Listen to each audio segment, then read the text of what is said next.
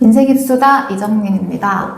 자, 오늘은 벌써 8번째 학교입니다. 지난 겨울에 편입이 진행됐었던 학교 중에서요, 오늘은 8번째 대구가톨릭대학교 시험을 좀 살펴보려고 합니다. 대구가톨릭대학교 같은 경우는 원래 의대 편입이 진행이 됐었던 학교입니다. 그리고 이제 의대 문항들이 좀 까다로운 문항들이 많이 있었던 학교였는데요. 최근 한 3개년 정도 의대 티오 없이 약대 편입만 이루어지고 있는 학교입니다. 그래서 대구가톨릭대학교 작년 시험 문제 어땠는지 한번 살펴보도록 하겠습니다. 기억이 나시는지 모르겠는데 1월 7일 수요일이 조금 역사적인 날이었다라고 제가 말씀드렸잖아요. 몇 군데 학교 시험 날짜가 겹쳐서 한 번 이제 학생들이 선택을 좀 하셔야 됐던 날이었었는데 대가대 시험이 이날 있었습니다. 입실은 9시까지 완료해서 9시 30분부터 11시 반까지 120분 동안 시험이 진행이 되는데 120분 동안에 화학생물 2과목 문제 다 푸는 시스템이었던 거예요. 그리고 대가대는 해년마다 문항수가 조금씩은 차이가 있어서 보통 20문항 안팎으로 문제가 출제가 된다라고 하는 학교였는데 올해는 생물문항만 봤을 때는 20문항만 출제가 되었습니다. 일단 특이사항 얘기를 조금 해보면 여기가 이제 보통은 뭐 의학대가 됐건 일반 생명계열 편입이 됐건 뭐 문제를 푸는 데 있어서 수험생이 가장 편안한 상태에서 문제풀이가 진행이 돼야지만 뭔가 가장 효과적인 점수가 나올 수가 있잖아요. 뭐 이제 그런 식의 수험생 배려 차원에서 개인 필기구 사용하는 거 제약 주는 학교들이 잘 없습니다. 단국대학교 같은 경우에 이제 마킹할 때는 학교에서 제공해주는 컴퓨터 사인펜으로 한다. 요거는 있었지만 뭐 문제풀이하는 과정에서 개인 필기구 지참할 수 없다. 이런 거 없었는데 가톨릭대학교 같은 경우에 사용할 수 있는 필기구가 일단은 검정 색깔 볼펜만 사용 가능했었고요. 심지어는 개인적으로 지참하고 지참했었던 샤프 사용 불가했었고 수정 테이프 뭐 이 정도로 제약을 주는데 수정 테이프 사용할 리가 없고 그래서 지필 시험에서 사용할 수 있는 필기구 자체가 일단 검정 볼펜밖에 없는 상황이었던 겁니다. 그리고 이제 보통 수정 테이프가 사용이 불가하다라고 하는 경우 제가 답안지 교체로 간다라고 말씀을 드렸잖아요. 의학대 중에 이런 학교들이 좀 있어요. 수정을 하려고 하면 뭐 지우고 이런 거 없이 그냥 잘못된 수정 부분에 2줄 긋고 이제 감독관님께 요청을 드려서 이거 답안 수정하고 싶다라고 하면 2줄 긋고 거기에 감독관도 다 찍었다라고 하면 이게 이제 수정이 되는 걸로 인정되는 학교들이 몇 군데 있습니다. 그 중에 한 군데가 대가되었다라고 봐주시면 되세요.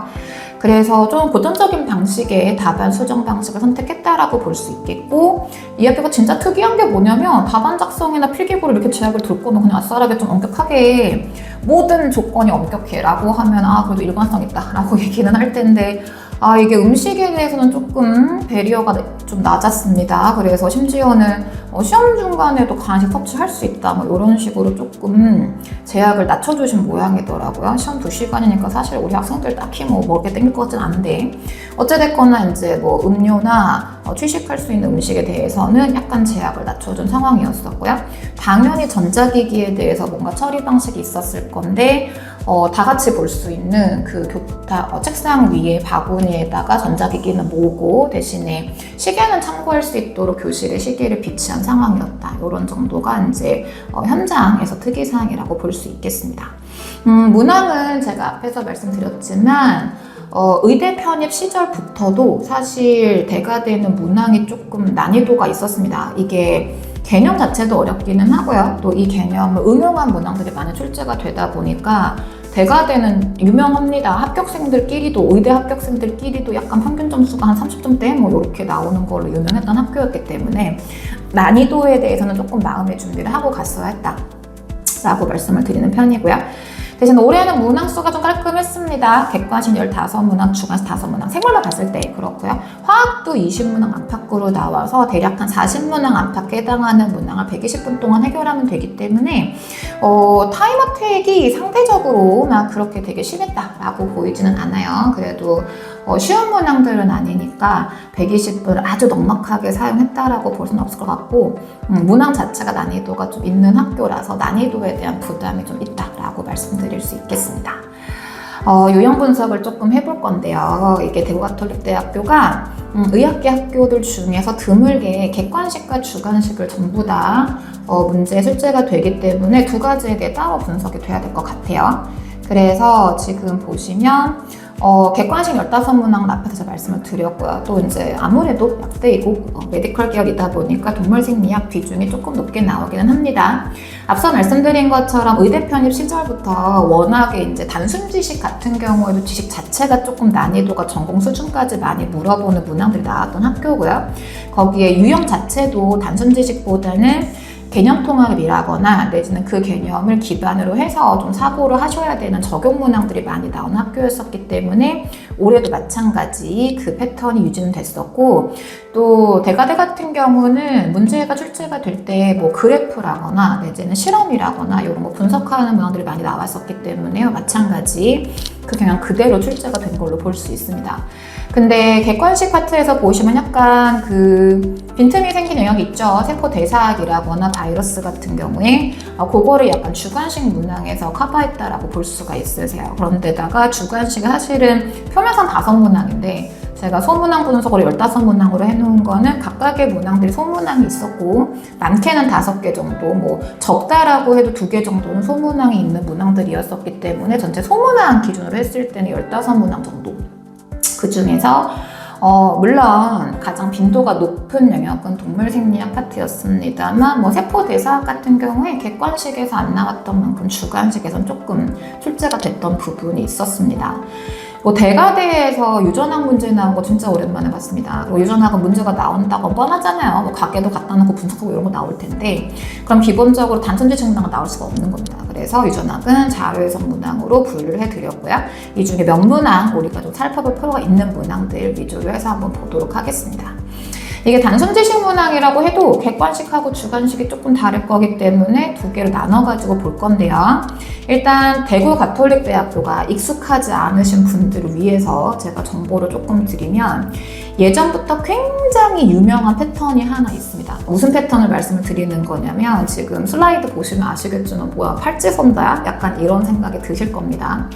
보통 우리가 이제 보기 박스 안에 이렇게 기억, 니은, 틱을 잡아놓고 옳은 것만 골라봐라 이런 문항을 이제 합답형 문항이라고 얘기를 하죠. 이제 문제에 있는 선지들을 조합해서 답을 내야 되는 경우. 근데 합답형 문항은 이제 보통 수능형 문항이라고도 얘기를 많이 합니다만 장점이 있죠. 우리 친구들이 생각을 할 때 요거 약간 쳐내기 할 수 있다. 이게 뭐 기억이 완벽히 맞는 답이야? 라고 하면 밑에 있는 보기 중에 기억이 없는 건 좀 틀린 답으로 골라내고 이런 식으로 소위 얘기하는 쳐내기. 근데 합답형 문제가 주로 나오는 학교인데 그 쳐내기가 절대로 불가능한 학교가 대구 가톨릭대학교입니다. 이유는 보시면 아시겠지만 여기는 고정이에요. 합답형 문항에서 보기 박스 안에 선지가 기억, 니은, 디귿 있다라고 하면 무조건 팔찌선다예요. 답 없음부터 시작해서 아무튼 만들 수 있는 모든 조합은 전부 다 이제 선택지에 들어간다라고 봐주시면 되시고, 만약에 합답형 보기 박스 안에 리을까지 나와 있다 그러면은 선택지는 13개로 늘어나게 됩니다. 팔찌선다 아니면 13지선다. 요게 의대 편입 시절부터 워낙에 고정이 되어 있는 패턴이기 때문에 대가대 준비하시는 분들은 사실 객관식이라고는 하는데 주관식이라고 해도 이상할 게 없는 객관식을 준비한다라고 생각하시면 되세요. 원래 합답형 문항 같은 경우에 말씀드린 것처럼 확실하게 맞는 거 하나 내지는 확실하게 틀린 거 하나 요거만 잡아내게 되면 선지를 선택할 수 있지 않습니까? 근데 대가대는 결과적으로는 기억, 니은, 디귿 중에 정확히 뭐가 맞고 정확히 뭐가 틀린지를 알아야지 풀 수 있는 문항들인 겁니다. 그래서 일단 문항 자체는 제가 단순하게 말씀드릴 수 있어요. 1번부터 15번까지가 전부 다 팔찌선다였습니다. 근데 전부 다 팔찌선다라고는 하는데 마지막에 13, 14, 15 요거 3개는 그냥 팔찌선다. 보기 박스 없는 거. 지금 객관식 문항 같은 경우 제가 예시로 가지고 온 문항이 이제 단백질 구조 관련한 내용인 건데요. MDP 시험 같은 경우는 개념을 암기한다. 암기하는 개념이 많아야 한다 라고 하는 것보다는 기본적인 개념을 바탕으로 해서 주어져 있는 실험이나 자료를 논리적으로 해석한다. 이게 중요하게 평가되는 항목이었단 말이에요. 그러다 보니까 MDP 준비한 친구들, 물론 생물학이니까 아무리 외우는 양이 적다곤 해도 이게 기본 양이 있긴 한데 MDP 준비했던 친구들은 생각보다 이제 요구하는 지식 중에서 암기를 요구하는 지식이 많지는 않았었습니다. 가령 예를 들자면 지금 여기 나와 있는 것처럼 뭐 양전화성 암민선 몇 개라든 등 이런 경우는 없었죠, 보통. 그래서 이 아미노산의 뭐 세 글자짜리 줄임말이라거나 이게 양전화성 암에서 어떤 거 있다, 음전화성 암에서 어떤 거 있다, 요거를 의학대 편입에서는 암기를 요구를 합니다만 MDP 쪽에서는 암기 요구를 안 했던 개념이란 말입니다. 근데 그 개념과 관련해가지고 지금 정확히 이게 어떤 패턴인 건지 알아야 되는 문항인 거잖아요. 그래서 대과대 문제 같은 경우는 조금 암기를 요구하는 내지는 기본적으로 바탕이 되어야 하는 지식이 좀 난이도가 있다라고 생각을 해주시면 될 것 같고요.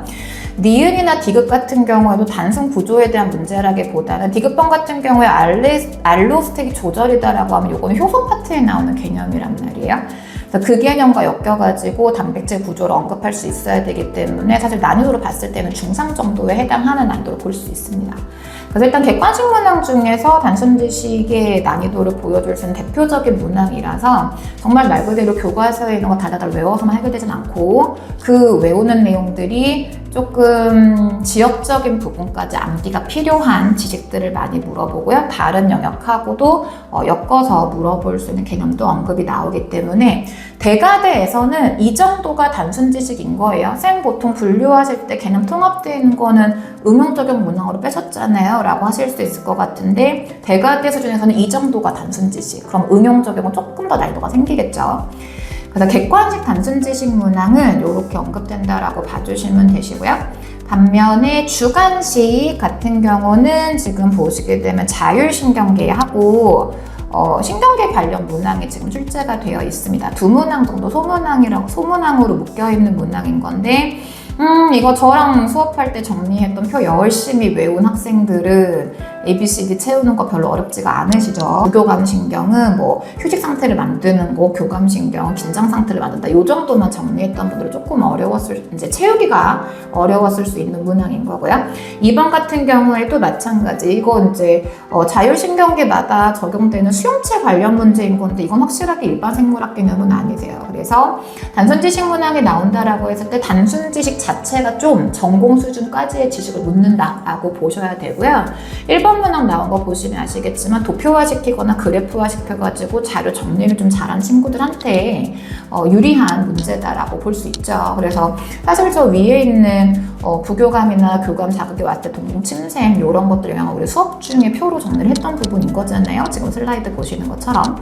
그래서 그런 정리만 충분히 되어 있다라고 하는 경우에는 충분히 해결할 수 있는 문항이었다라고 말씀드릴 수 있겠습니다.